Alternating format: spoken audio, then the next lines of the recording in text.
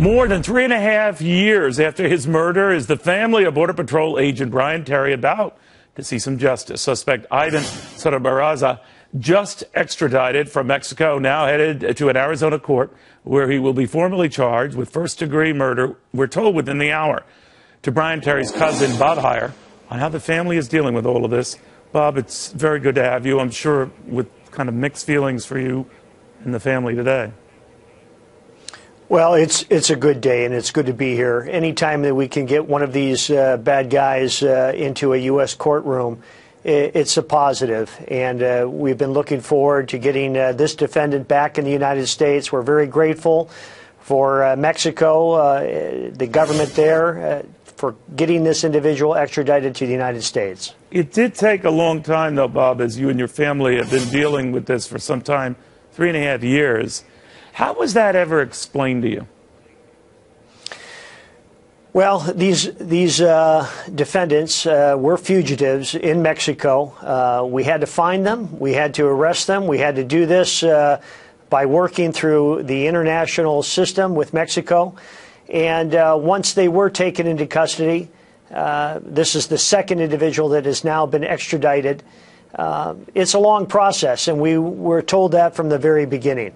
You know, I was thinking of your cousin. I was thinking what's happening with this U.S. Marine still holed up in a Mexican prison as we wait to see what happens to him, that the wheels of Mexican justice tend to spin quite slowly. What do you think of that? Well, you're right. Even in this country, sometimes the wheels of justice spin slowly as well. And we're seeing that, you know, now in 4.5 years since Brian has been killed.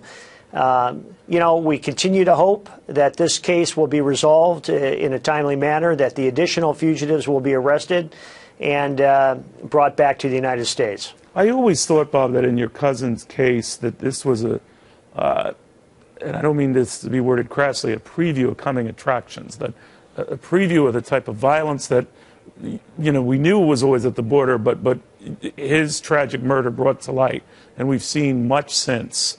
Do you think we as a nation appreciate that, and our border and the personnel we have there is enough to deal with that?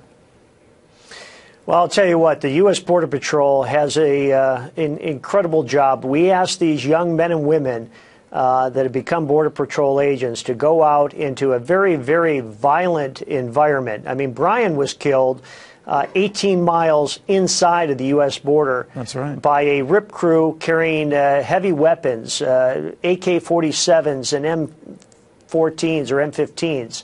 I would have never guessed that this level of danger would have existed at this day and age inside the United States. Obviously, we have learned that this is the case.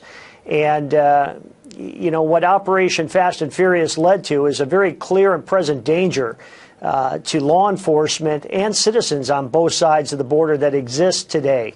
Even today. Yes, Bob, thank you very much. Very good seeing you. Thank you. Great to be here.